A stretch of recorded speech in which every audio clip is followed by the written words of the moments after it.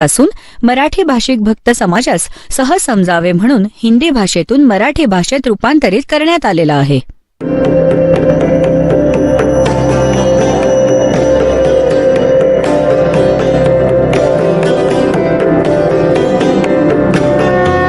और ज्ञान सब ज्ञान डी कबीर ज्ञान सो ज्ञान और जैसे घोड़ा तोब कायम करता चले मैदान. जगद्गुरु तत्वदर्शी संत रामपालजी महाराजांचे अमृत वचन सर्व पवित्र धर्मांच्या व पवित्र शास्त्रांच्या आधारावर. बघा, सत्पुरुषाला सतनाम म्हणतात, याचा अर्थ हा आहे. आणि सतलोक मग आपण मिळवला. आता बघा, सावंतसिंहजी म्हणत आहेत की पहिला राम दशरथाचा पुत्र होते, जे त्रेतायुगात झाले, अवतार होते, आले आणि आपली ड्युटी करून निघून गेले. परंतु आता आपल्याला नाही भेटू शकत, आपले काम नाही करू शकत. आणि जो घटाघटात व्याप्त आहे तिसरा राम ब्रह्म आहे, जो साऱ्या त्रिलोकाला निर्माण करतो आणि पालन आणि विनाश करतो. आणि चौथा राम सतनाम आहे, हा खरा राम आहे. अरे देवता, तुझं डोकं फिरलं? आलं लक्षात यांचं? आता तीच शिवदयालजीची बोली बोलत आहे हे की शिवदयाल तो तर म्हणत आहे की चौथा सतनाम, सचखंड किंवा सतनाम हा चौथा लोक आहे. आणि हा म्हणतो की सतनाम हा चौथा राम आहे. सचखंड किंवा सतनाम. आता बघा, 102 पानावर हा म्हणत आहे की 102 पानावर याच्या भाग 3च्या के सचखंड किंवा सतनाम हा चौथा लोक आहे, हे सतनाम चौथा लोक आहे. आणि इथे 104 पानावर परत काय म्हणत आहे की चौथा राम सतनाम आहे. आता हा राम झाला, तिथे लोक होता, आणि हाच खरा राम आहे, हे सतनाम खरा राम आहे. अरे हे तुझी कमाल झाली. आता सावंत सिंहजींचे विचार होते हे धनधन सद्गुरूवाल्यांजवळ, ते अजून दाखवतो थोडेसे. बघा,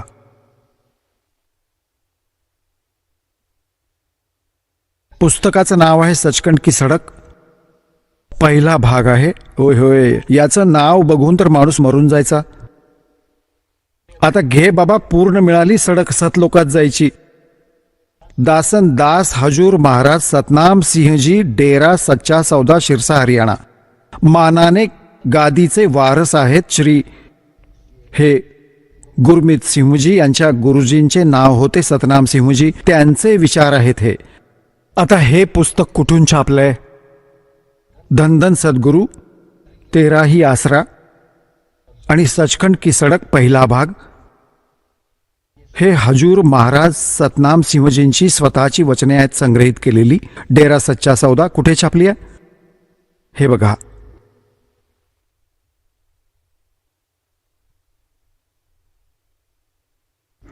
प्रकाशक आहेत तेच इंद्रसेन प्रबंधक, डेरा सच्चा सौदा, शिरसा, हरियाणा, भारतमध्ये.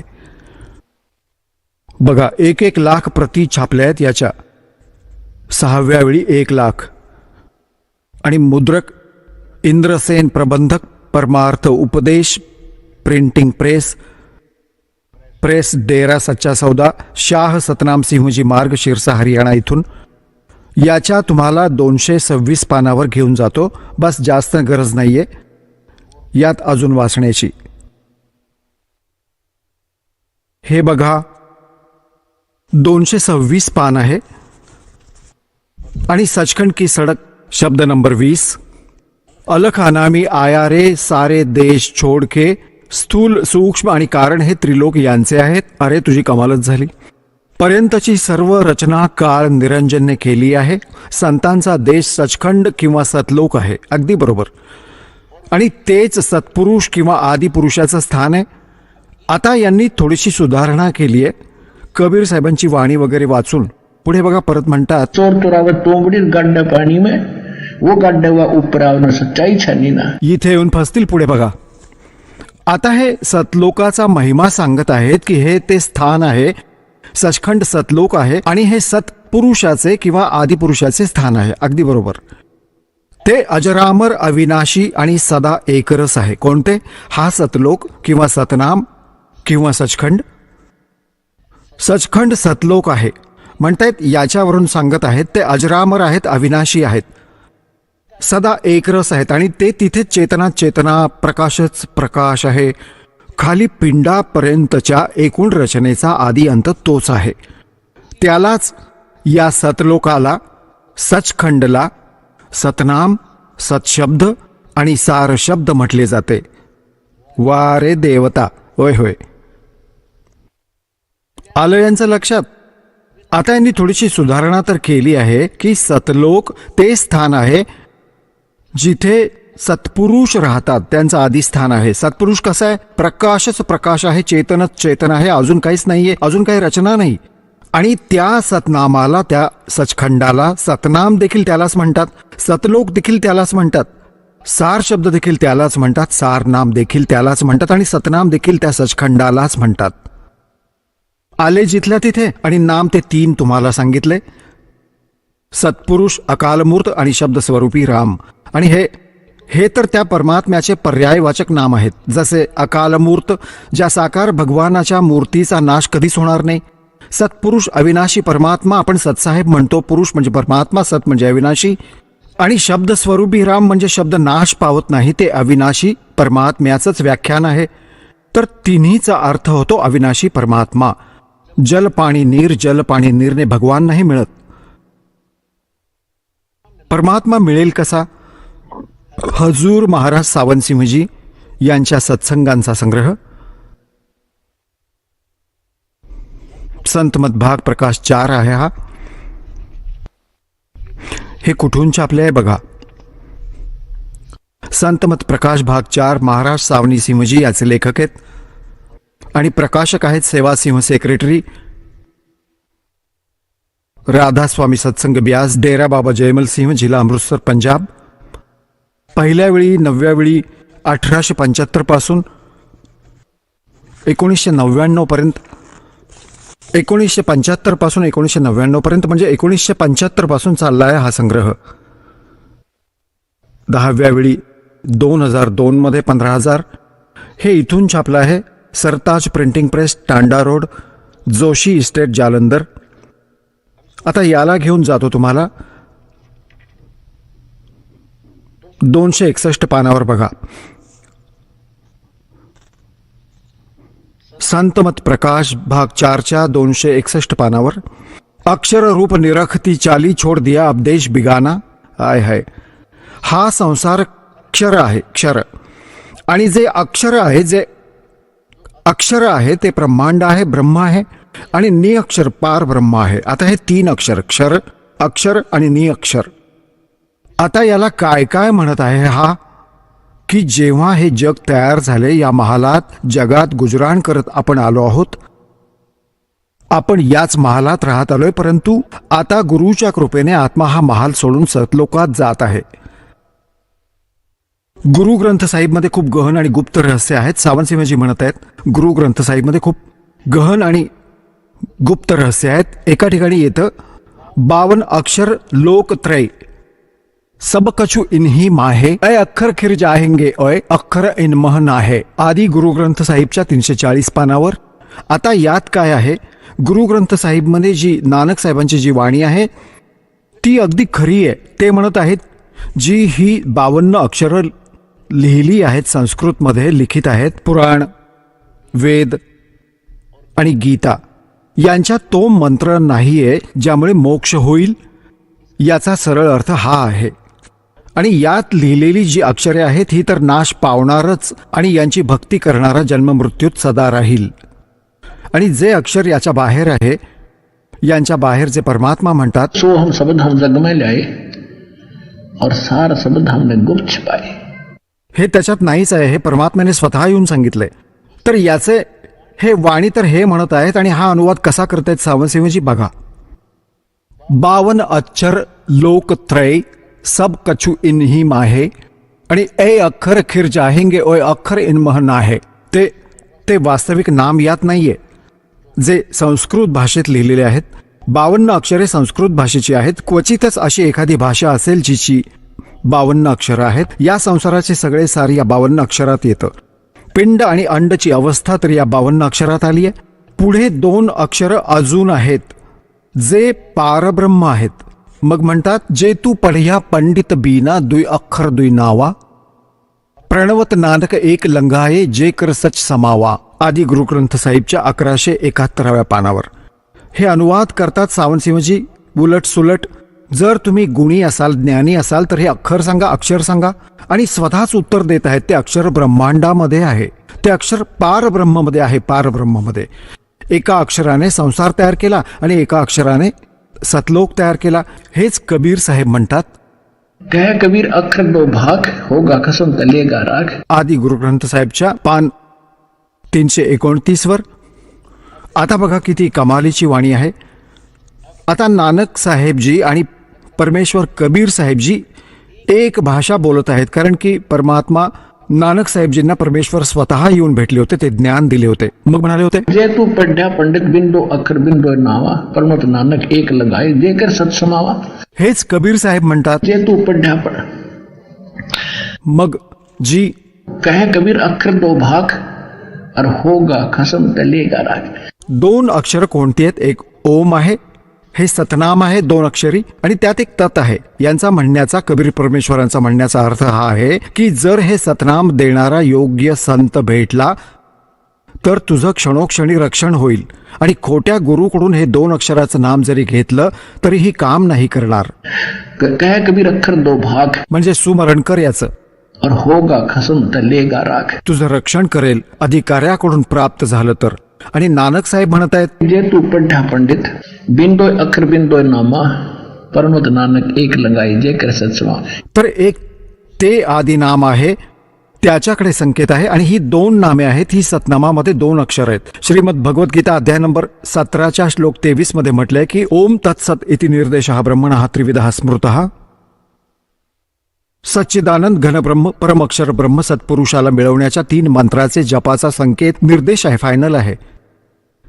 तर ओम तत् हे मिळून एक 2 अक्षरी सतनाम होते. याची आधी भक्ती करावी लागते, त्याच्यानंतर सारनाम दिलं जातं. त्यामुळे ते सारनाम मग आपलं काम करू शकेल. तर इथे सांगत आहेत की 2 अक्षरं ही आहेत आणि ते एक नाम ते आहे. ते वास्तवात ते मग पूर्ण करेल तुमचं अर्धवट राहिलेलं काम. मग काय म्हणतात नानक साहेबजी म्हणतात, एक अक्षर हर मन बसे नानक होत निहाल. एक अक्षरवाले ते खरे अक्षर सारनाम आहे. ते हृदयात सामावले की मग पूर्णत्वास जाईल प्राणी. त्याला खरं मानलं की खरंच हा योग्य मंत्र आहे. विश्वास झाला की मग भक्ती करेल. मग 262 वर म्हटलंय की एका स्थानावर परत गुरुसाहेब म्हणतात, वेद कतेब सिमरत सब शास्त्र, इन पढ़्या मुक्त ना होई, एक अक्षर जो गुरुमुख जापे. त्या एका अक्षराचा देखील जप करायचा आहे जो 5 पेक्षा वेगळा आहे आणि 2 पेक्षाही वेगळा आहे. और तिसकी निर्मल सोई. गुरुग्रंथ साहेबच्या 747 पानावर. आणि हा अनुवाद काय करत आहे विचित्र सावंतसिंहजी. एक अक्षर, ते अक्षर आपल्या अंतरात आहे. हे एक आणि पारब्रह्मला जाऊन मिळेल, मेल्यानंतर मिळेल त्याला. शिवदयालजीला मिळाला, बुक्कीमध्ये बसलाय तो भूत होऊन. बघा पारब्रह्मात मिळेल मृत्यूच्या नंतर. अरे हे संत म्हणत आहेत त्याचा जप करायचा आहे. एक अक्षर जो गुरुमुख जापे. ही वरवाणी काय सांगत आहे? आंधळे होते हे. एक अक्षर जो गुरुमुख जापे. गुरुकडून घेऊन जप केला त्या अक्षराचा तर त्याचा शोध निर्मळ होईल, त्याचा आत्मा निर्मळ होईल, तो पार होईल. आणि हा अनुवाद काय करत आहे? म्हणतात ते पारब्रह्मामध्ये मिळेल. ते पुढे आहे एक अक्षर. निरंजन धन तेरा दरबार, निरंजन धन तेरा दरबार, जहां पर तनिक न न्याय विचार. मग काय म्हणतात की मोती मुक्ता दर्शत नाही, ये जगह सब अंधरे, इनका दिखत के तन्य चष्मे फिरा मोतिया गंधरे. हा दिसतोय महापुरुष आणि मोठा पोहोचलेला धनी. वर हे काय लिहिलंय आणि अनुवाद काय करतोय? वाणी काय सांगत आहे की एका अक्षराचा जप घ्यायचा आहे, गुरु करायचा आहे आणि गुरुजींकडून घेऊन ते सारनाम आहे. आणि हा म्हणतो ते अक्षर तुम्हाला पुढे मिळेल, आत आहे तुमच्या. बघा ते अक्षर तुमच्या आत आहे, ते पार ब्रह्ममध्ये गेल्यावर मिळेल. आणि पुढे बघा, हा धर्म आपला धर्म नाही, ही जात आपली जात नाही, हा देश आपला देश नाही, आपला देश सचखंड आहे आणि आपली जात सतनाम आहे. अरे देवतांनो, तुमचं ठिकाण आहे कुठे? हे सतनामाशी संबंध जोडतायत, त्यांच्या हे लक्षात नाही आलं. तिथे म्हणतात सतनाम चौथा लोक, मग सतनाम चौथा राम, सतनाम सचखंड सार शब्द. अरे आता हा म्हणतोय सतनाम आपली जात आहे आणि सचखंड आपला लोक आहे. तिथे सचखंड आपला धर्म, आपला धर्म, आपला धर्म, आपला देश तर सचखंड आहे आणि आपली जात सतनाम आहे. आणि सचखंड सतनाम हे एक संगत होते आणि सतनामाला खरा राम सांगतात. आणि सतनाम सतलोक सचखंड सार शब्द आणि सारनाम तेच सांगतात. सुशिक्षित व्यक्ती याच्यात अडकून पडले आहेत. अरे तुमची कमाल झाली. इथे लक्ष नाही देत आणि म्हणतात रामपालच्या गोष्टी. वचनही नका ऐकू, पुस्तकही नका वाचू. एक भक्त येत होता, आत्ता नाम घेतलं आणि 20 वर्षांपासून होता. म्हणाला ज्यावेळी हे ज्ञानगंगा मला मिळाले, वाचू लागलो, 3 पानं वाचली आणि संदेश आला, हा गुरुजींचा आदेश आहे, हे वाचू नकोस. मी फेकून दिलं पाण्यात. आणि आता 6 वर्ष मग धक्के खात दुर्दशा होऊन मग त्याचा कोणी मित्र जो इथे जोडलेला होता त्या ग्रुपचा राधास्वामीचा, तेव्हा त्याने सांगितले की असं नाहीये, वाचून बघ डोळे उघडतील. जेव्हा पुन्हा पुस्तक वाचलं, सीडी पाहिली, आता रडत होता. आता इथे आला होता भक्त. 20 वर्ष घालवली. अरे तुझी कमाल झाली, किती नालायक माणूस आहे. अरे वाचूनही देत नाहीत, ऐकूही देत नाहीत, असं बांधून ठेवलंय. होय होय, पण कधीपर्यंत? ही तर एक दिवस प्रकाशात येणारच आहे गोष्ट. आता पुढे बघा, हा काय बरळतोय.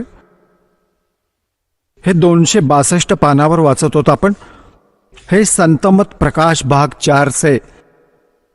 आता हा म्हणत आहे की सतनाम आपली जात आहे, धर्म आपला सत्पुरुष आहे. हा धर्म यांचा सत्पुरुष आहे. हा परका देश सोडून आत्मा आपल्या देशात जात आहे. अरे देशच माहित नाहीये, जाल कुठे डोंबल. बघा कसा जुलूम करून ठेवला या लोकांनी. अरे तुझी कमाल झाली. पुढे बघा, आता काय म्हणतोय की आत्मा जुन्या महालाला जिथे लाखो जन्म राहिला तो सोडून आता सतनामात जात आहे. अरे काय मूर्ख आहेत हे भगवान. इथे तर म्हणत आहेत की सतनाम आपली जात आहे आणि सतलोक आपला देश आहे, सचखंड. आणि इथे म्हणत आहेत सतनाम जात आहे. आता सचखंड जर तुझा देश आहे तर हा कुठे चालला सतनामात. सतनाम तर तुझी जात आहे तर जातीच जात आहे. सोडून सतनामात जात आहे. आता पुढे बघा भंकसबाजी. होय होय, आत शब्दाचा दर्जा आहे, मेल्यानंतर मिळणार आहेत हे ओम शब्द, सोहम शब्द आणि सत शब्द. हे गीतेतून घेतले, गीता वाचली याने चुकून. आणि आत्मा दर्जानुसार आपला खरा हेतू, खरा भाव खऱ्या देशात जात आहे. वा रे वा सावंत सिंह. आता ते 2 अक्षरे कोणती होती जे गुरुग्रंथ साहिब मध्ये ज्याविषयी आहे वर्णन आहे, दाखवतो तुम्हाला. आता पुण्यात्म्यांनो, आता हा कमालीचा वेळ दिला तुम्हाला परमात्म्याने. गोड गोड थंडी आहे आणि रजई ओढून आपली पोरं बसवून ठेवली आहेत. आता डुलकी घेऊ नका, मग परत तुमच्या हातात वेळ नाही येणार.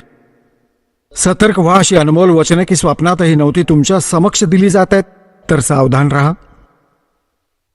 आता बघा, गुरु ग्रंथ आदरणीय नानक साहेबजी कोणते नाम जपत असत आणि कोणती होती ती 2 अक्षरे.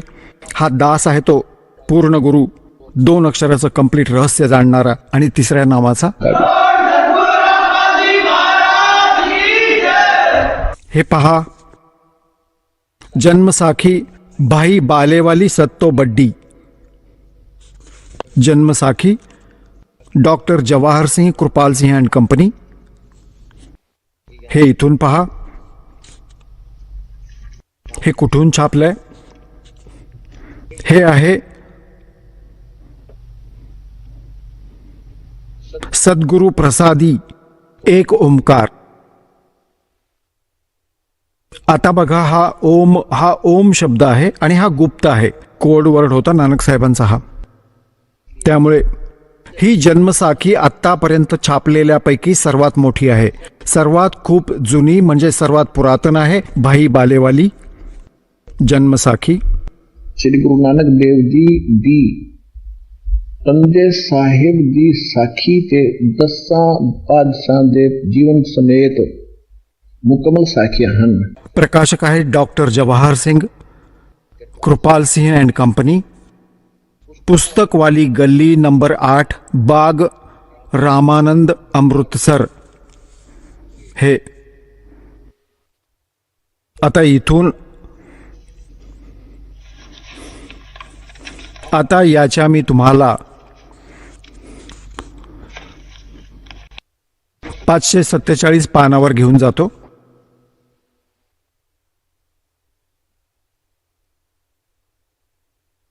समंदर दी साखी हे 547 पान आहे. 547 समंदर दी साखी. आणि इथून सुरू करू आपण. बाला सिंधू वाच. बाला संधुवास ताते हे गुरु अर्जुन अंगद जी, ताते हे गुरु अंगद जी, जद गुरु नानक जी अजित्य कोलों अजित्य पासों विद्या होए, ता मर्दाने कहा सच्चे पातशाह जी असा समुंदर ता देखिया, पर लंका ना देखी जिथे रामचंद्र जी चढ़ाई कीती है। ता गुरु नानक जी कहा चलो भाई बाला ते मर्दाना तुहानू रंज नहीं करना, आखी मीटो, आखी मीट के खोलिया ते समुंदर दे कंडे जाई खड़े हुए। ता आखन लगे बाबा बाला ते मर्दाना, गुरु जी नानक साहब जी कहने लगे बाला ते मर्दाना मेरे पीछे पीछे चले आओ, मुखों वाहिगुरु वाहिगुरु कहंदे आओ। ते अगे अगे गुरु जी तुर पे जैसे धरती ऊपर तुरदे सन, उसी तरह समुंदर ऊपर तुरन लगे। जा चले जावण ते पीछे बाला ते मर्दाना जावण। ता मर्दान ने विचार कीती कि गुरु नानक देव जी ओम सोहम जपदे जांदे हन। ये हो 2 अक्षर का मंत्र। ता मर्दाना जी भी ओम सोहम लगा जपण और लगा गोते खावण। ता गुरु नानक जी देखण, ता मर्दाना गोते खांदा है। ता गुरु जी की हा मर्दाना गुरु जी करनी वल नहीं देखना, गुरु दे वचना पर चलना चाहिए। तो मर्दाना वो है आख जो असा आख्या है। ता मर्दाना फेर लगा वाहिगुरु वाहिगुरु कहण, ता फिर जल ऊपर उसी तरह तुरन लगा। आता हे तर तुम्हाला दाखवले पंजाबी भाषेमध्ये. आता पंजाबी भाषा खूप कमी भक्त जाणतात. एक अजून दाखवतो हिंदीमध्ये. कोणाला असं वाटू नये की गुरुजी फिरवा फिरवी करतात, कारण आपण दुधाने पोळले आहोत, ताक देखील फुंकून पिऊ, दास देखील एवढी सुद्धा जागा नाही सोडणार कोणाला शंका काढण्यासाठी. हे बघा, हे हिंदीमध्ये आहे. भाई बालेवाली गुरु अंगद गुरु नानक देव जी की जन्मसाखी. हे कुठून छापलंय बघा. भाई बालेवाली एक ओमकार सदगुरु प्रसादी भाई बालेवाली श्री गुरु नानक देव जी की जन्मसाखी पंजे साहिब आणि 10 पातशाह का जीवन संपूर्ण साखियां सहित दर्ज है. प्रकाशक आहेत भाई चतुरसिंह जीवन सिंह अमृतसर.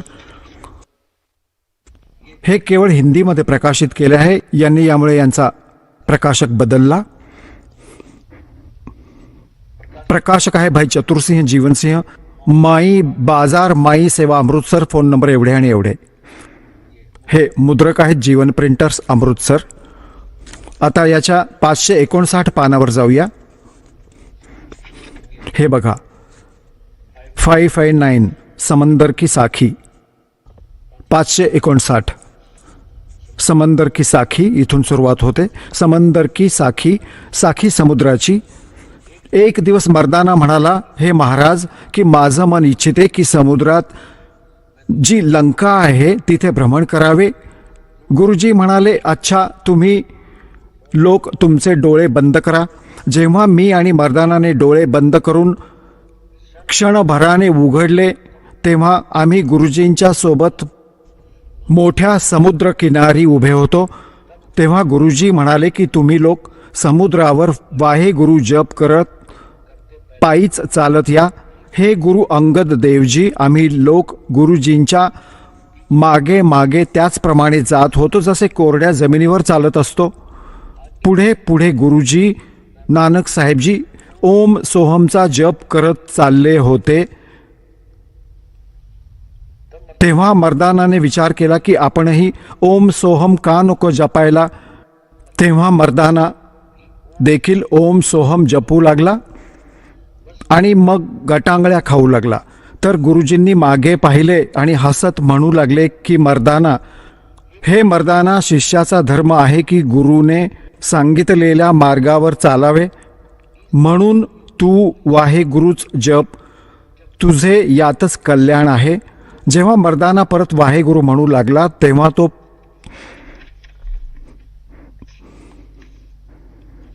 पूर्वीप्रमाणे पाण्यावर चालू लागला. आता हे झाले स्पष्ट. आता ही आहेत 2 अक्षरे. आता अजून एक कमालीची बाब आहे. संपूर्ण शीख समाजात हा मंत्र नाहीये जो नानक साहेब जप करत असत. अंडरस्टूड आहे.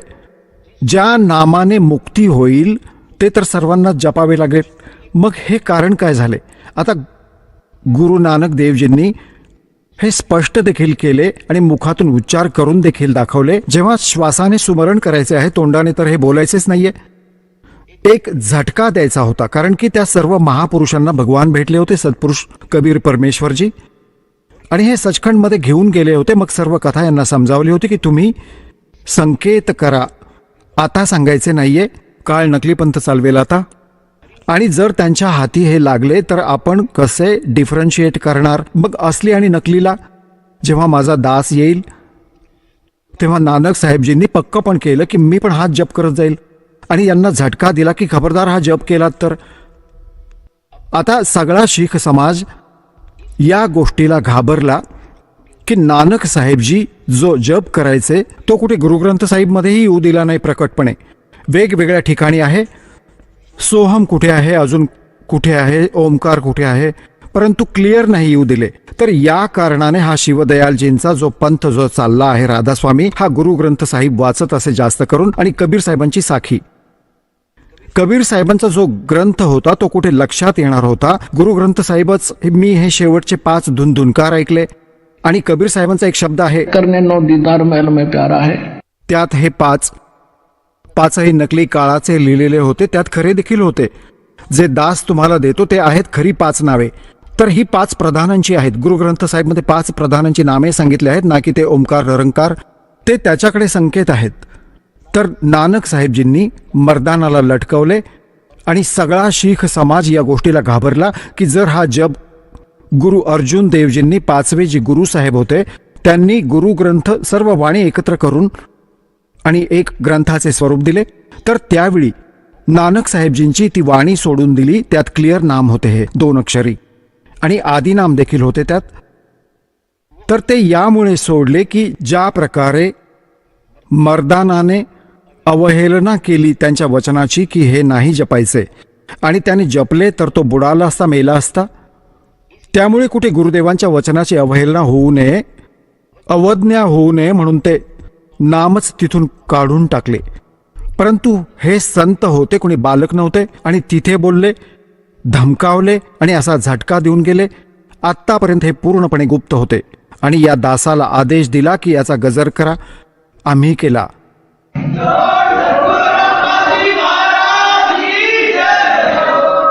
हे आहे 2 अक्षरांचे नाम, ज्याला सतनाम म्हणतात. याच्या आधी 5 नामे वेगळी आहेत. आधी 5 नामेच होती, परंतु त्यावेळी जे नाम, पहिला मंत्र जेव्हा तुम्ही वाचता, सत्सुकृत अवगत कबीर, तर हे कोण जपेल ते असं म्हणतात, हे तर धाणकाचं नाव आहे. आज समजलं की हा तर परमात्मा होता तो धाणक, तर आता आम्ही हे खुश होऊन जपू. तर म्हणून परमात्म्याने आदरणीय गरीबदास साहेबजींच्या माध्यमातून आधी सांगून ठेवले आहे की त्याच्या माध्यमातून माझी वाणी पुन्हा प्रकट होईल. तर यांनी गरीबदासजींच्या ग्रंथात संपूर्ण मंत्र लिहिला आहे जो दास तुम्हाला देतो ॲज इट इज. आणि हा 2 अक्षरी मंत्राचा याच्यात पण संकेत आहे. आणि माझ्या गुरुदेवांनी सरळ हे मंत्र मला दिलेच होते. तर आता हे तुमच्या समक्ष झाले. आता हे असा मोक्ष मिळेल. हा आहे 2 अक्षरी मंत्र, आणि याने मोक्ष होईल. आणि मग 1 अक्षर अजून आहे, तर गुरुजींकडून ते देखील घेऊन ते सारनाम आहे. तेव्हा या कंप्लीट कोर्सचा, तेव्हा या 5च्या जागी 7 मंत्र आहेत.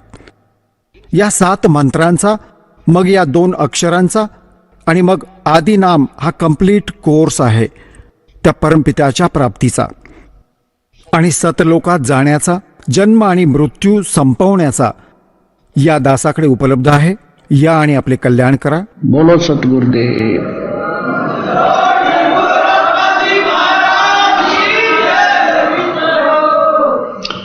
आता तुम्हाला दाखवतो थोडेसे अजून 2 मिनिटांचा सत्संग आहे बस.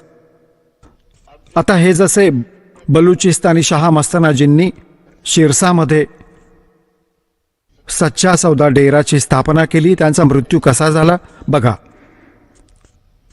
हे तेच आहे सद्गुरु के परमार्थी करिश्मों का वृत्तांत पहिला भाग. आणि हे गुरुमीत सिंहजीनेच छापले आहे, लिहिले, संग्रहित केले आहे. हे आहे याचे, हे कुठून छापले होते तुम्हाला दाखवतो, सगळे बघून घ्या. हे कुठून छापले आहे तुम्हाला दाखवतो.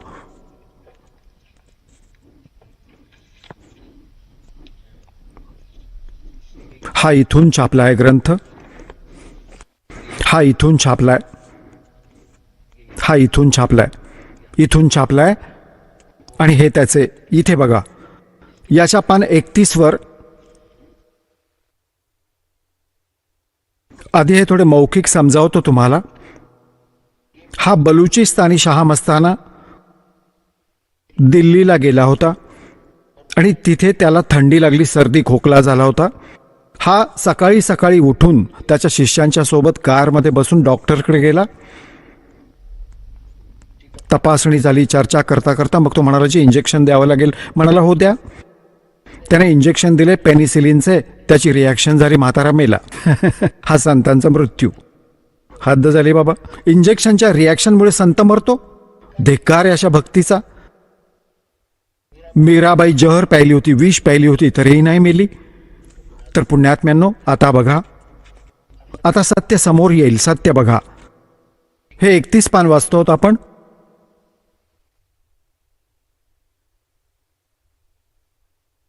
बेपरवाहजी म्हणजे बलुचिस्तानी शहा मस्ताना खेमामलजी एका शिष्याच्या कारमध्ये बसून पहाडगंजमध्ये एका डॉक्टरच्या दुकानात गेले. त्यांच्या सोबत शिरसा शहरातील शिष्य गोविंद मदन आणि 3-4 शिष्य अजून होते. इथे बघा, हे आधी म्हणत आहेत संत महात्म्यांना आपले काम करता येते, करावे लागते. अशा प्रकारे बेपरवाहजी त्याच्याशी कितीतरी वेळ हसत हसत गप्पा मारत होते. डॉक्टर साहेब आधी सांगत राहिले. मग तेवढ्या डॉक्टरांनी हुकुमाप्रमाणे, म्हणजे डॉक्टर म्हणाले की इंजेक्शन द्यावं लागेल, ते म्हणाले द्या. तेवढ्यात डॉक्टरांनी हुकुमाप्रमाणे बेपरवाहजींना इंजेक्शन दिले. त्याचबरोबर ते तिथेच बेंचवर पहुडले आणि तळव्यांना आग होत असल्याचा बहाणा करून धनधन सद्गुरूंचा नारा लावला. आणि 18 एप्रिल त्या दिवशी 1960 सकाळी 10:15 त्यांचे पंचभौतिक शरीर सोडून अनामी देशात सामावून गेले. बघा, हे दृश्य पाहून डॉक्टरांना घाम फुटला. ते स्तंभित झाले की आता काय होईल. बाबांचे अनुयायी त्याची वाट लावतील आणि त्याच्यावर खुनाचा आरोप लावून कोर्टात शिक्षा सुनावतील. त्याला आता काहीही सुचत नव्हते की आता काय करावं. डॉक्टरांची ही अवस्था बघून त्यांच्या सोबतचे शिष्य त्याला धीर देत म्हणाले की तुमची काहीही चूक नाहीये. हा तर संत महात्म्यांचा स्वतःचा खेळ असतो. संपूर्ण तपासणी केल्यावर सेवादार शिष्यांनी तिथून लगेच गाडी काढून घेऊन जाण्याचा विचार केला. कारण की जर तिथे उर्वरित संगतला समजले तर परिस्थिती खूप खराब होईल. बेपरवाहजींचे पार्थिव शरीर गाडीच्या मागच्या सीटवर झोपवून त्याच गाडीतून सरळ सिरसाला निघून गेले. सांगा, हा नाम देण्याचा आदेश देखील नाही देऊ शकला, एवढ्या पटकन मेला. तर पुण्यात्म्यांनो, आता आपल्याला हे लक्षात येईल की हे सोंग काय आहे. भगवान कसा असतो, परमात्मा कसा भेटतो. परमेश्वर कबीर साहेबजींनी हजारो माणसांच्या समोर मगहरमध्ये शरीर सोडले. वरती एक चादर ओढली, एक खाली अंथरली. शरीर नाही मिळाले, फुले मिळाली सुगंधित. आणि आदरणीय गरीबदास साहेबजी चुडाणीमध्ये आधी सांगून गेले 6 महिने आधी, या दिवशी शरीर सोडेन, बसून आरामात. आणि शरीर सोडले आणि निघून गेले. माझे पूज्य गुरुदेवजी 108 वर्षांचे झाले होते. आणि आरामात खाटेवर पहुडले होते, मंत्र जपत होते. करता करता शरीर सोडले 108 वर्षांचे. तर पुण्यात्म्यांनो, असा मृत्यू संतांचा नसतो, कारण यांच्याकडे भक्तीच नव्हती. होते चांगले नशीब, खूप पुण्यकर्मी प्राणी होते, मागच्या जन्माचे चांगले संस्कार होते, त्यामुळे तर एवढी महिमा मिळाली. परंतु भक्ती न केल्याने यांची बॅटरी डाऊन झाली. आणि इन्व्हर्टरची बॅटरी जोपर्यंत चार्ज आहे तोपर्यंत चार्जर लावा किंवा नका लावू, भले नकली जागी फिट केला असेल तर ती सारी कामे होत राहतील. आणि जेव्हा ती बॅटरी डाऊन होईल, एकदम फ्युज्ड होतील, सर्व सुविधा बंद आणि संपून जातील. तर ही परिस्थिती या संतांची आहे, जे सद्भक्ती करत नाहीयेत. आणि धन्य भाग्य आहेत, तुमच्या आईवडिलांपासून तुमचा जन्म झाला, तुम्हाला हे अनमोल मंत्र मिळाले, अनमोल ज्ञान मिळाले आणि खरे भगवान भेटले. आणि बेडा पार करून घ्या आता. सात साहेब. चला आता आपण त्या श्रद्धाळूंचे अनुभव जाणून घेऊयात, ज्यांनी जगद्गुरु तत्वदर्शी संत रामपालजी महाराजांकडून दीक्षा प्राप्त केलेली आहे, तसेच त्यांच्याद्वारा सांगितलेल्या भक्ती मार्गावर चालत आहेत. नमस्कार. सतसाहेब, आपलं नाव? माझं नाव जितेंद्र सुधाकर हरदे. आपण कुठून आलात? मी आडगाव, नाशिक. आपला व्यवसाय काय आहे? मी मार्केटिंगचेच कामं केले आहेत, मार्केटिंग एक्झिक्युटिव्ह म्हणून वेगवेगळ्या प्रकारच्या फील्डमध्ये. संत रामपालजी महाराजांची गुरुदीक्षा आपण कधी घेतली? 8 एप्रिल 2017 मी संत रामपालजी महाराजांची गुरुदीक्षा घेतली.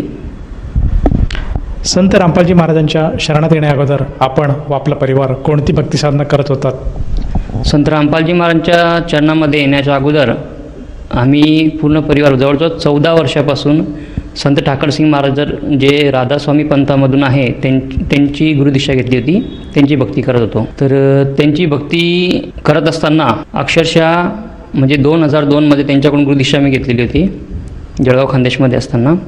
त्या अगोदर म्हणजे भक्ती मार्गामध्ये येण्याचं जे आहे हे लहानपणापासूनच भक्ती मार्ग म्हणजे माझा आवडीचा असल्याकारणाने 10वीला मी वरणगावमध्ये, जे वरणगाव फॅक्टरी, तिथं वरणगावला पूर्ण मामा वगैरे इथं सर्व नातेवाईक आहेत, तर त्यांच्याकडे शिक्षणासाठी गेलो, कारण की परिस्थिती माझी खूपच हालाखीची होती.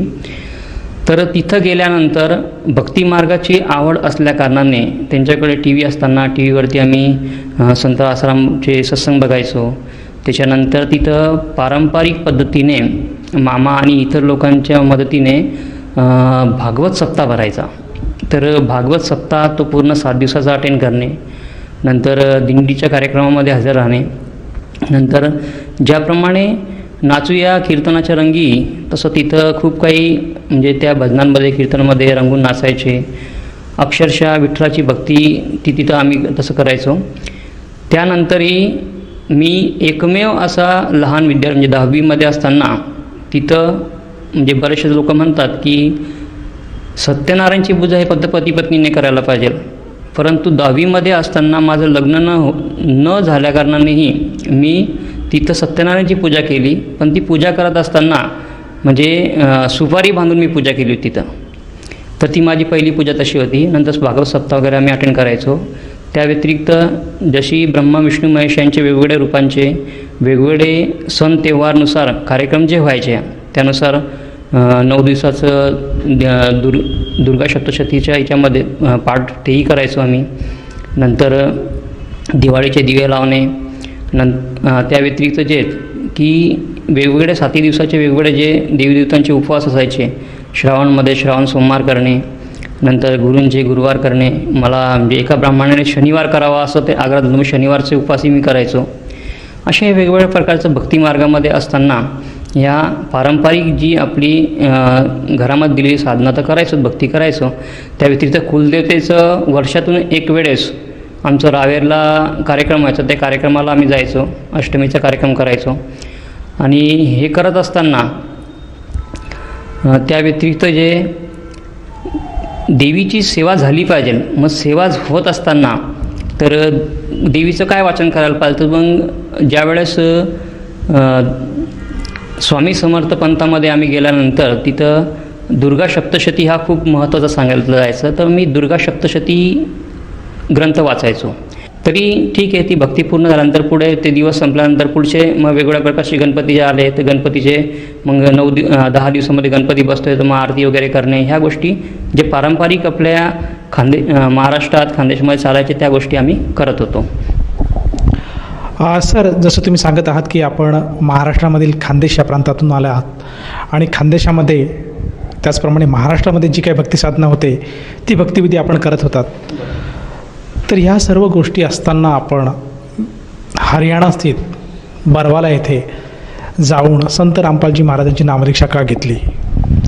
ही स्टोरी अशी आहे की भक्ती मार्गामध्ये आवड परमेश्वरची मला होतीच, तर ती आवड असताना मी जळगाव खानदेश सोडून नाशिकला कामानिमित्त इथं आलो होतो आणि इथं आल्यानंतर मी जळगावलाच ठाकरसिंग महाराजांची गुरुदीक्षा घेतली होती. ती गुरुदीक्षा घेण्याच्या अगोदर कसं आहे की त्याच्या 8 दिवस अगोदर मी इंजिनिअरिंगला असताना मला एक मित्र भेटला, तो ओम शांतीचा करायचा, म्हणजे प्रजापिता ब्रह्मकुमारीचा. तर त्याने सांगितलं की बा परमेश्वर निराकार है, परमात्मा निराकार है, तर परमात्मा की भक्ती करना चाहिए.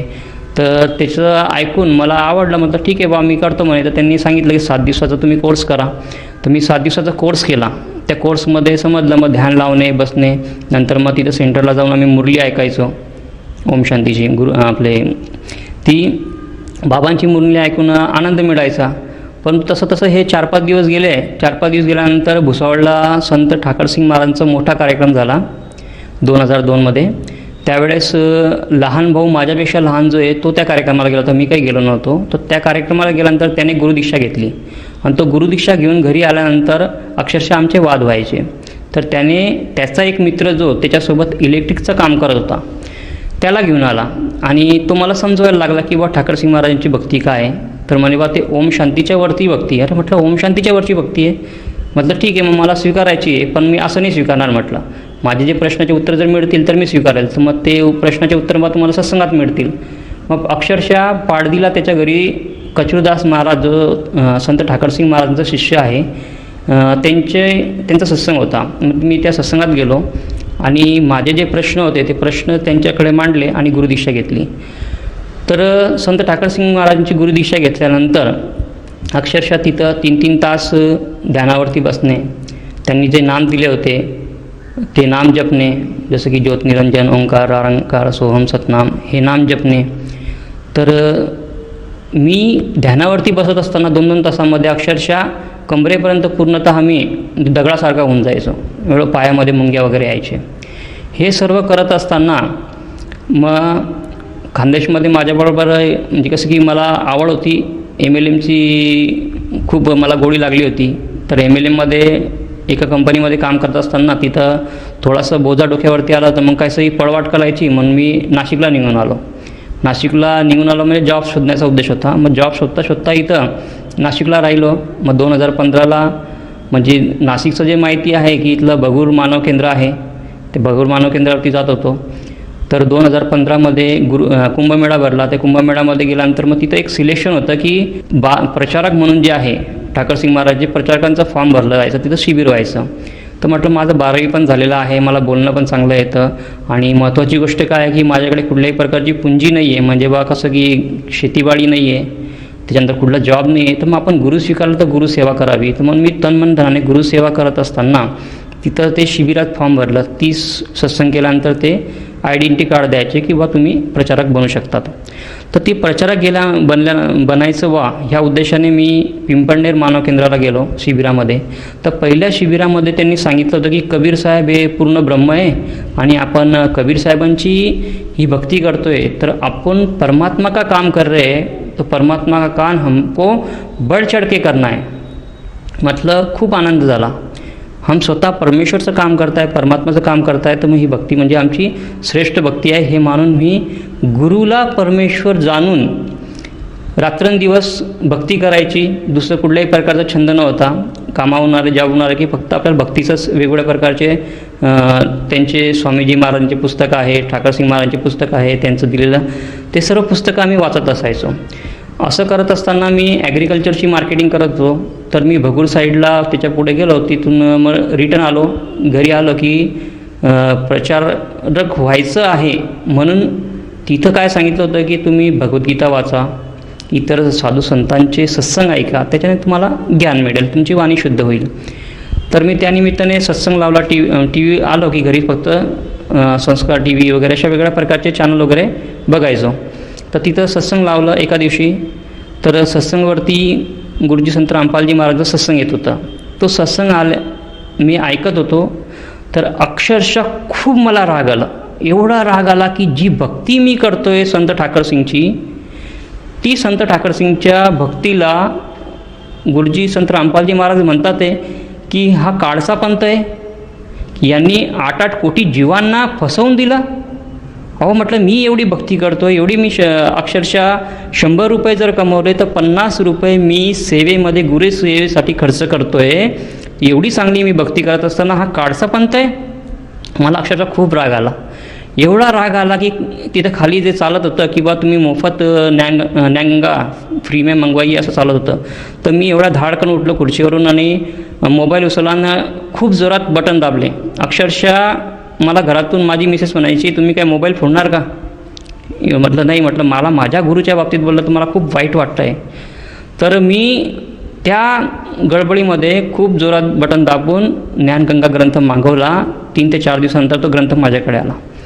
ग्रंथ आल्यानंतर अक्षरशः त्यात दिलेली सृष्टीरचना ती मी वाचल्यानंतर थोडं शांत झालो. तरी राग खूप मनामध्ये होता. परंतु कसं आहे, संध्याकाळी ॲग्रिकल्चरच्या कामाने आलो की साधना टी व्ही लावायची. तर मग लावल्यानंतर गुरुजींचं 10 मिनटं सत्संग मिळो, 15 मिनटं सत्संग मिळो, ते सत्संग मी ऐकत होतो.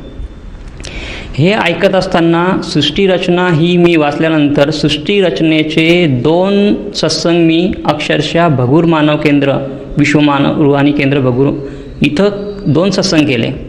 त्यानंतर एक सत्संग त्यांच्याच माध्यमातून मी औरंगाबादला गेलो होतो. तिथं जे वृद्धाश्रम होतं त्या वृद्धाश्रममध्ये एक सत्संग केला.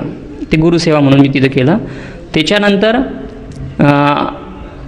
एका ठिकाणी वेगवेगळ्या ठिकाणी कसं नाशिकमध्ये संत रामपालजी महाराजांचा सत्संग होणार आहे असे मोठे मोठे बॅनर्स लागले होते. तर माझ्या मनात तर खूप खंत होती, खूप म्हणजे तो होताच की राग की मला ह्या संतांना भेटायचंच आहे. मला माझ्या गुरूंच्या विरोधात बोलतात तर मला भेटायचंच यांना काय.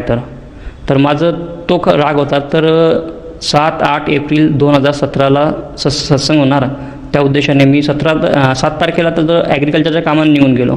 मग संध्याकाळी घरी आलो तर पुन्हा ती पट्टी चालू होती की आपलं माडसांगवी सह्याद्री लॉन्सला सत्संग चालू आहे. अरे म्हटलं, मी आजचा दिवस घालवला, म्हटलं मला जायचं आहे. तर दुसऱ्या दिवशी 8 एप्रिलला मी गाडी ॲग्रिकल्चरच्या कामासाठी न घालता सरळ सह्याद्री लॉन्सला गाडी घातली, तिथं थांबलो. सकाळी 10 वाजता गेलो. सकाळी 10 वाजता गेल्यानंतर ते प्रचारकासाठी जात होते, त्यांना त्यांच्याशी अडवायचं, त्यांची चर्चा करायची, त्यांच्याशी बोलणं करायचं. तर 11 ते 1चा पहिला सत्संग ऐकला. ते सत्संग ऐकल्यानंतरही मनामध्ये जे शंका असायचे ते खूप मी त्यांना प्रश्न विचारायचो. माझा एक प्रश्न, त्यांचे 4 उत्तरं, ते 4 उत्तरामधून पुन्हा प्रश्न निर्माण व्हायचा, पुन्हा उत्तरायचं. मग अक्षरशः 10 लोकांना मी तिथं ऐकत नव्हतो की ह्या गोष्टी अशा आहेत. नंतर मग दुपारचा ब्रेक झाला. त्यावेळेस म्हटलं तिथं पुऱ्या तयार होत होते. म्हटलं कशाला घरी जायचं, यांच्याच पुऱ्या खायच्या, इथंच थांबायचं म्हटलं आज. मग तिथंच जेवण केलं आणि पुन्हा मग जे नंतरचं सत्संग आहे ते सत्संग मी तिथं ऐकलं. मग ते सत्संग ऐकत असताना अक्षरशः त्यांनी मला जे वेगवेगळ्या प्रकारची लोकांची भेट करून दिली की जो ठाकरसिंग महाराजांच्या कोठीमध्ये बालसंत म्हणून राहायचं त्याची पण भेट करून दिली. त्याने पण ती काही हिस्ट्री सांगितली. त्याच्यानंतर ज्यांच्यावर माझा विश्वास होता, रोहिदास सेंदाने म्हणून उदना यार्डचे, ते त्यांच्या घरी मी गेलेलो आहे ऑलरेडी मैत्र्याचं काम करत असताना. तर त्यांचं त्यांनी इंटरव्ह्यू दाखवलं की हे सुद्धा सत्संगमध्ये अशाच प्रकारचे गुरुजींच्या चरणी आले म्हणे. तर त्यांचं बघितलं, अरे म्हटलं हे आले ना, काय अडचणी, मला काही शंका नाही म्हटलं. परंतु तरी पण खंत की नाही तुम्ही असंच का बोलतात. मग त्यांनी एक गोष्ट सांगितली की मला एकच प्रश्न त्यांनी केला, त्या प्रश्नाचं उत्तर मला नाही आला की हा जो राधास्वामी पंत आहे यांचे जे प्रवर्तक आहे शिवदयाल स्वामी यांचा गुरु कोण आहे. अरे म्हटलं, शिवदयाल स्वामीचा गुरुच नाही आहे.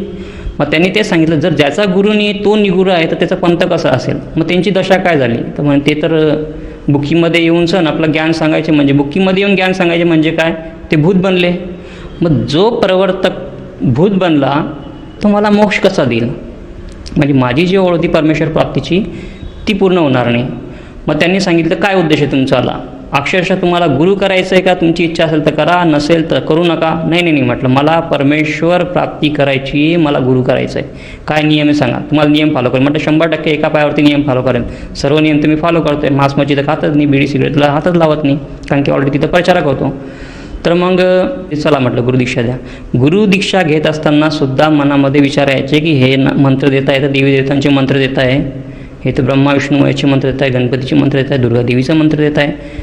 तर ठीक आहे, हरकत नाही म्हटलं, गुरु केला आहे, आपण जप करू, बघू म्हटलं काय 4-6 महिन्यात काय होतं तर, कारण की इतर लोकांकडे, इतर संतांकडे आपण जातो, त्या प्रकारे बघू. तर तशा प्रकारे मी संत रामपालजी महाराजांची गुरुदीक्षा स्वीकारली. सर, जसं तुम्ही सांगत आहात की आपण भक्ती साधनेमध्ये निरनिराळ्या संतांकडे गेले. सर्वप्रथम आपण राधास्वामी या पंथाकडनं नामदीक्षा घेतली. त्याचप्रमाणे आपण ओम शांती ओम यांचेसुद्धा अनुग्रह घेतला होता. आपण एक राधास्वामी पंथाचे प्रवर्तक म्हणून संबोधले गेले होतात आणि आपण त्यांची सेवा करत होतात. पण जेव्हा आपण संत रामपालजी महाराजांचं सत्संग बघितलं आणि त्यांनी जे ज्ञान सांगितलं, त्या ज्ञानामुळे आपल्याला चीड निर्माण झाली आणि आपण आपल्या जे पूर्वीचे जे गुरु होते राधास्वामी पंथामध्ये, त्यांच्या नामाबद्दल संत रामपालजी महाराजांनी जी काही शंका उपस्थित केली, त्या शंकेमुळे आपण क्रोधित झाला आणि आपण खरं काय आहे, सत्य काय आहे हे जाणून घेण्याचा आपण प्रयत्न केला. तर मला असं विचारायचं आहे की जे काही आपल्या मनामध्ये शंका होतात आणि संत रामपालजी महाराजांनी जे काही ज्ञान सांगत होते आणि जे ज्ञान आपल्याला जे काही त्यांनी सांगितलं आहे, त्या ज्ञानाद्वारे आपल्या मनामध्ये जे काही शंका होतात त्या पूर्णपणे दूर झाल्यात का? सर, शंका दूर झाल्या म्हणूनच तर मी गुरुदीक्षा घेतली, नाही तर गुरुदीक्षा का घेतली असती? शंका माझ्या 100% निरसन झाल्यात की मला परमेश्वर मिळणारच आणि मिळालेले. मग सर, संत रामपालजी महाराजांच्या शरणात आल्यानंतर जी काही भक्तिसाधना आपण करत आहेत, त्या भक्तिसाधनेमुळे आपल्याला व आपल्या परिवाराला काय काय बदल किंवा काय काय लाभ मिळाले? सर्वात महत्त्वाचा लाभ, माझी जी लहानपणापासून इच्छा होती परमेश्वर प्राप्तीची, जो शोध होता परमेश्वरचा, तो पूर्ण झाला. म्हणजे मला परमेश्वर मिळाले, परमेश्वर प्राप्तीचा हा पूर्ण मार्ग मिळाला. दुसरं असं शारीरिक लाभ जर म्हटलं तर मी मामांकडे असताना, त्याच्यानंतर जळगाव खानदेशमध्ये असताना, जर सीझन चेंज झाला, म्हणजे वातावरण ऋतूप्रमाणे कसं आहे की जे काही प्रकृतीवरती त्याचा असर पडतो आहे, त्यानुसार मी भरपूर आजारी पडायचो. परंतु गुरुदीक्षा घेतल्यापासून कसं आहे की आजारपणा कमी झाला. जे बीज मंत्र जप चालू आहे त्याच्यामुळे आजारपणा कमी होतो आहे आणि जो खर्च माझा दवाखान्यामध्ये वाढायचा, तो खर्च अक्षरशः बंदसारखा झालेला आहे. एक 50-100 रुपयामध्ये कुठल्याही प्रकारचा रोग असला तो निरसन होतो आहे. तर हा माझा शारीरिक लाभ, तसाच तो परिवारामध्ये तोच फायदा, कारण की इतर लोकांचेही जे आहेत ना, रोग जो आहे तो रोग कमी होतो आहे. म्हणजे दवाखान्यावरचा जो खर्च आहे तो जवळजवळ माझा संपलेलाच आहे, तिथं खर्च होत नाही आहे. त्यानंतर दुसरा असा लाभ की मार्केटिंगचे कामं करत असताना मनामध्ये आपलं टार्गेटचा विचार असतं, डोक्यामध्ये सर्व टेन्शन असतं. तर एका दिवशी कसं की विहित गावला मी जात असताना तिथं एक नवीन प्रोजेक्टसाठी मला जायचं होतं. तर त्या प्रोजेक्टसाठी जात असताना अक्षरशः माझ्या डोक्यामध्ये फक्त त्या प्रोजेक्टचे विचार होते. तर तिथं गेल्यानंतर एका गल्लीतून मी जात होतो, तर 2 व्हीलरवरती मी असताना माझ्या समोरून एक व्हॅन आली लहान मुलांना घेऊन जाणारी. त्या व्हॅनवाला, त्याला मी दिसत नाही का काही कळत नाही, पण तो इतक्या जोरात आला माझ्या अंगावरती की अक्षरशः मी हेल्मेट घातलेला त्याच्या व्हॅनवरती मी ठोकला गेलो. माझं डोकं जे व्हॅनवरती आपटलं गेलं. अक्षरशः आजूबाजू सर्व लोक आले आणि ते बघायला लागले की काय झालं, हा एवढा मोठा ॲक्सिडेंट झाला. अक्षरशः जर तिथं गुरुकृपा नसती माझ्यावरती, संत रामपालजी महाराजांच्या चरणी मी आलो नसतो, तर अक्षरशः मोठी घटना माझी झाली असती. माझा परिवार जो आहे तो पोरका झाला असता. तर तशी माझी घटना तिथं वाचली. आणि फक्त जर बघितलं पूर्ण सर्व लोकांनी, तर फक्त माझ्या पायाला थोडंसं खरचटलेलं होतं, एकदम मामूली किंचित खरचटलेलं असतं. ही गोष्ट मी घरी येऊन माझ्या मिसेसला सांगितलं. त्यावेळेस आमचे घरमालकीन ताई जे आहे त्या पण सोबत होत्या. तर त्यांनी सांगितलं, हा तुमचा विश्वास आहे म्हणे गुरुवांचा, म्हणून गुरूंनी तुम्हाला हा इथं वाचवलेलं आहे. तर जगद्गुरू तत्वदर्शी संत रामपालजी महाराजांनी माझ्यावरती ही कृपा केली की माझा तिथं ॲक्सिडेंट झाला, तो त्यातून मी सुखरूप कुठल्याही प्रकारचं दुखापत न होता इथंच मी थांबलो. त्यानंतर कसं आहे की आम्ही मिळून पती पत्नी भाजीपाला घ्यायला जात असताना एका दिवशी असं झालं की मिसेस जी ती भाजीपाला निवडत होती, अक्षरशः एका वकिलाची 4 व्हीलर तिच्या अंगावरती येत होती. फक्त किंचित काही 1 किंवा 2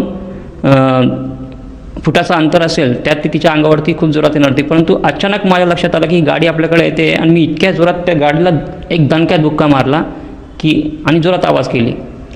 तर गुरुकृपेने काय झालं की ती गाडी अक्षरशः थांबली. म्हणजे तिथं माझी मिसेस जी आहे तीसुद्धा वाचली. तर हे खूप मोठे मोठे 2 चमत्कार माझ्याबरोबर झाले. त्याच्यानंतर छोटे मोठे लाभ तर कसं आहे की एखाद्या कामाला आपण जातो आहे, ते कामाची जर आपण डिमांड करतो आहे, गुरुजींना अरदास करतो आहे, तर ते कामंही पूर्ण होतात, शारीरिक रोगही कमी होतात. आणि वेगवेगळ्या प्रकारचे काही लोकांना आपण जर सजेशन द्यायला गेलो तर ते सजेशनसुद्धा ते लोक मानतात. अशा प्रकारचे खूप चांगल्या प्रकारे लाभही मला होत गेले.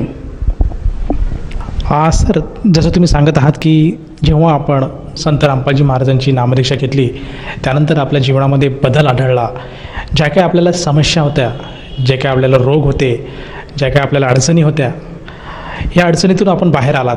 त्याचप्रमाणे आपल्याला जे काही अपघात होत होते त्यातूनसुद्धा आपण सुखरूप बाहेर आलात. तर ह्या अनुषंगाने आपण आपले जे पूर्वीचे गुरुबंधू आहेत, त्याचप्रमाणे आपले जे नातलग आहे, आप्तेष्ट आहे आणि जो समाज बांधव TV चॅनलच्या माध्यमातून आपल्याला बघत आहेत, या सर्वांना उपदेश आपण काय द्याल? मी तर सर कसं की छोटा दास आहे परमेश्वरचा, उपदेश काय देणार. फक्त मी एक सर्वांना प्रार्थना करू इच्छितो की ज्याप्रमाणे हे बदल माझ्यामध्ये घडलेले आहे, माझ्या परिवारात घडलेले आहे, की मी सुद्धा परमेश्वरच्या प्राप्तीसाठी जगद्गुरू तत्वदर्शी संत रामपालजी महाराजांच्या चरणी आलो आणि मला परमेश्वरचा मार्ग मिळाला. तसं मला टी व्हीवरती ऐकणारे माझे सर्व नातेवाईक, म्हणजे अक्षरशः जळगावचे, वरणगावचे, भुसावळचे, त्याच्यानंतर रावेरचे नातेवाईक, भाऊबंधू, जे काही माझे मित्र आहेत नाशिकमधले इतर, तर त्यांना सर्वांना एकच प्रार्थना आहे की पूर्ण परमेश्वर आलेले आहे जगद्गुरू तत्वदर्शी संत रामपालजी महाराजांच्या रूपामध्ये. तर हा मनुष्य देह जो आहे तो घालवू नका आणि जगद्गुरू तत्वदर्शी संत रामपालजी महाराजांकडून गुरुदीक्षा घेऊन या मनुष्य जीवनाचा अनमोल कल्याण करा, जे की मोक्षाची प्राप्ती आहे आणि मोक्ष इथंच आहे. सर, जसं तुम्ही सांगत आहात की जर कोणी व्यक्तीने संत रामपालजी महाराजांची सद्भक्ती स्वीकारली तर त्या व्यक्तीला आपल्या जीवनात जे काही ध्येय आहे, जो काही मुक्तीचा मार्ग आहे, त्या मार्गाबद्दल माहिती मिळते. तर ह्या अनुषंगाने जर एखाद्या साधकाला जाणवलं की आपणसुद्धा संत रामपालजी महाराजांची सद्भक्ती स्वीकारायला हवी, तर तो व्यक्ती संत रामपालजी महाराजांची नामदीक्षा कशी घेऊ शकेल? सर, संत रामपालजी महाराजांची गुरुदीक्षा घेण्यासाठी गुरुकृपेने आज 500च्या वरती नामदान स्थळ प्रत्येक जिल्ह्याच्या ठिकाणी, तालुक्याच्या ठिकाणी ओपन झालेले आहेत. तर जे TV चॅनलवरती जे सत्संग प्रवचन चालतात त्याच्या खाली जी वेगवेगळी पट्टी चालते त्याच्यावरती नंबर असतात. त्या नंबर्सवरती कॉल करून तुम्ही तुमच्या जवळचा जो काही नामदान स्थळ आहे तिथला ॲड्रेस घेऊ शकतात आणि तिथं जाऊन तुम्ही गुरुदीक्षा घेऊ शकतात. सर, जसं तुम्ही सांगत आहात की TV चॅनलवर जे काही मोबाईल नंबर फ्लॅश होत आहेत, त्या मोबाईल नंबरवर जर संपर्क साधला तर जवळच्या नामदान केंद्राची माहिती मिळेल आणि तेथे जाऊन तो साधक नामदीक्षा घेऊ शकेल.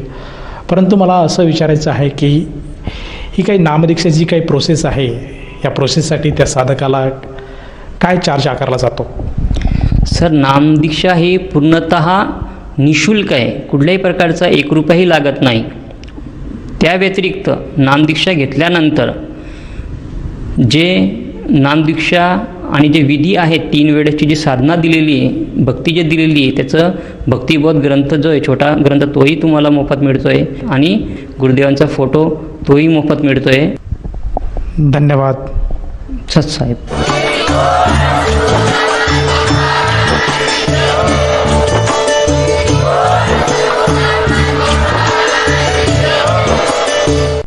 आपण ऐकत होता जगद्गुरू तत्वदर्शी संत रामपालजी महाराजांचे मंगल प्रवचन.